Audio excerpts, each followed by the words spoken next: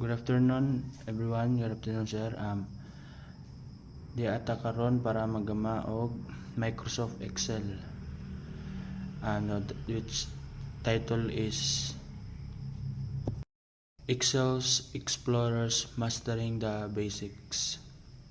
First step to do is open an Excel, and step to do is to rename the sheet 1. There we go. Open, rename, basic,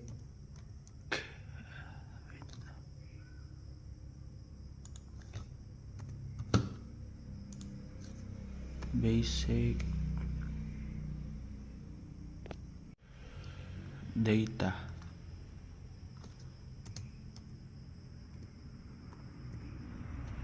Wait lang. Bold. Let's make it bold.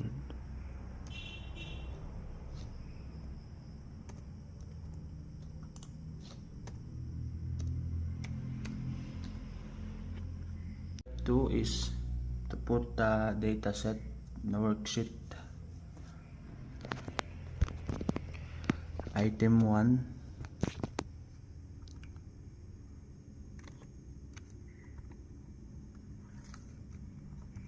Item.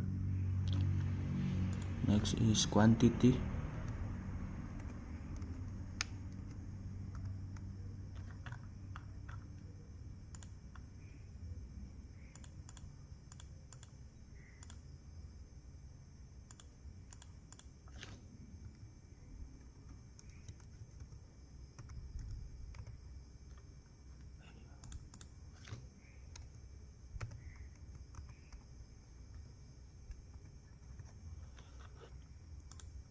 Next is, for the item we have apple,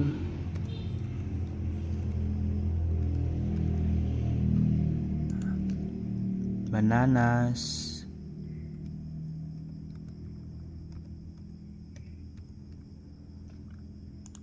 orange,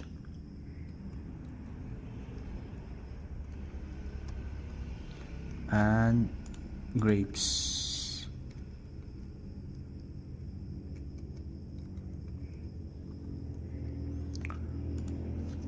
For the quantity, apple is 10, banana is 15,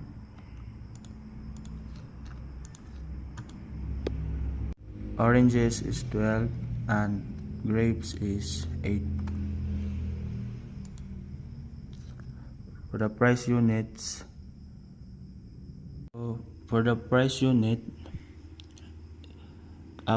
apples is 2.50 and banana is 1.80 and oranges is 2.20 and for the grapes is 3 units.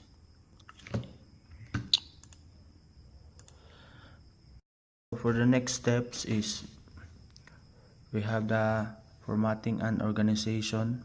The first steps is bold the headers rather.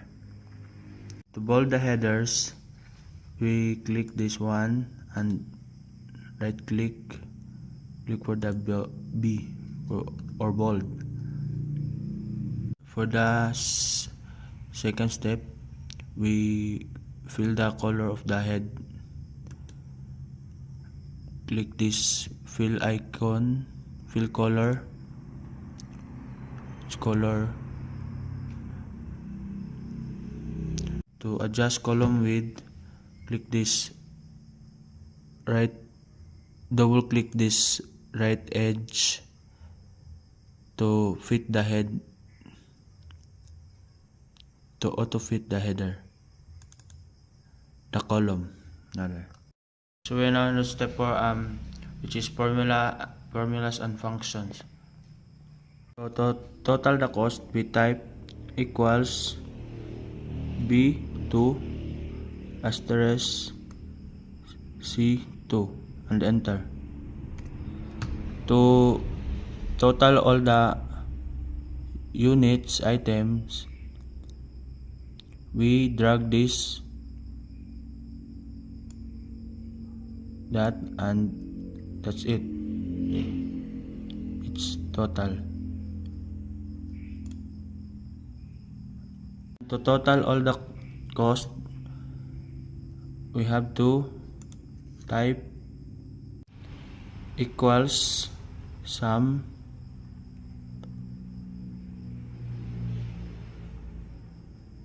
parentheses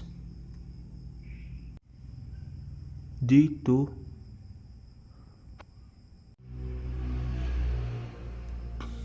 to D5 parentheses and press the enter. So the total cost is 102.40 pesos for the bill.